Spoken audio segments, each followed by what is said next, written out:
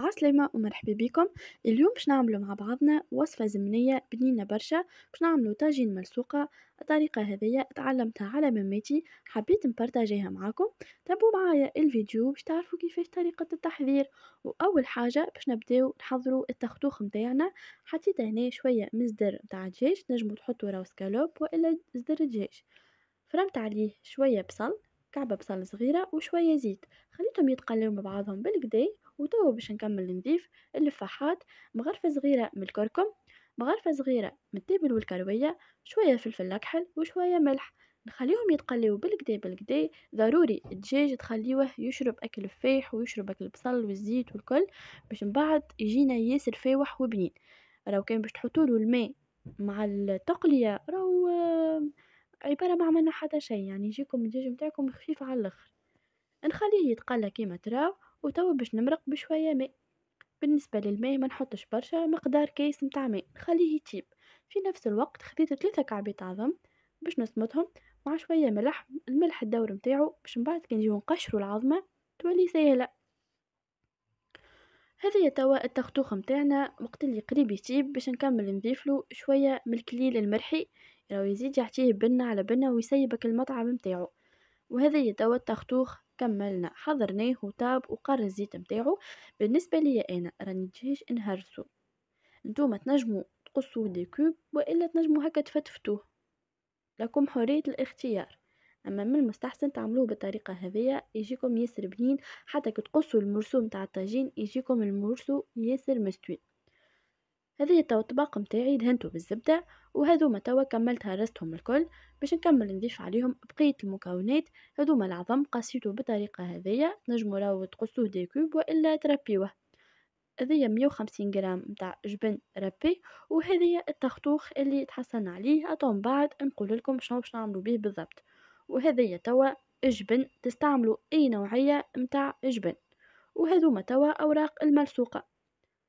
باش نكمل توا نخلط المكونات الكل مع بعضهم، الدجاج وجبن وباش نكمل توا نضيف العظم. بالنسبة للعظم انا هنا باش نحط حارتين وكعبة.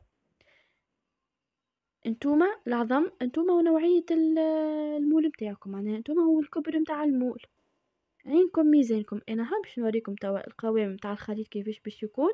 وانتوما ونوعية معناتها انتوما وكبر المول متاعكم. خلط كل شيء مع بعضه. بالنسبة للعظم ما تقعدوش تخلطوا فيه ياسر. زدت شوية ماك التختوخ باش يسيب البنة متاعو وشوية فلفل أكحل. وتوا باش نحط الوراق متاع المرسوقة باش نفرشهم بالطريقة هذيا. حطيت الكعبة الأولى، وباش باش نحط بقية الكعبات الكل. اشتر نفرشو لبرا واشتر نخليه لداخل باش من بعد نسكرو عليها. باش نكمل توا نضيف في الوسط كعبة أخرى ملصوقة باش يجينا الطاجين مورق بالكدا. وراو اي نوعيه متاع طبق تستعملوها، مدور والا مربع اللي متوفر عندكم، المهم بالطريقه هذيا. حطيت توا الخليط واستويته بالكدا باش يجينا مستوي، مش يجينا واحده عاليه وواحده الواطيه. وتوا باش نحط العظم. كما قلت لكم بالنسبه للعظم راهو تنجموا تربيوه والا تنجموا حتى تقصوه مكعبات.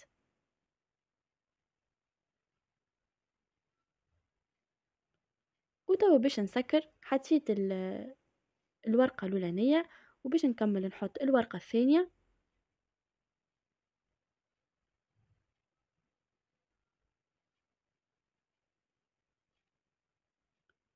نستويها بالكدا. وكتاخدوه هذاك اللي قعدلنا باش ندهن بيه اوراق الملصوقه. الدور متاعو يخلي ورقه الملصوقه تتقرمش وبنينه وتجيب فيسع فيسع. هذا هو الدور متاع التختوخ. توا باش نسكر. هاكا رجعت عليهم، اشتر اللوطه واشتر الداخل. باش نكمل توا ندهن كيف كيف اوراق الملصوقه بك التختوخ هذاك.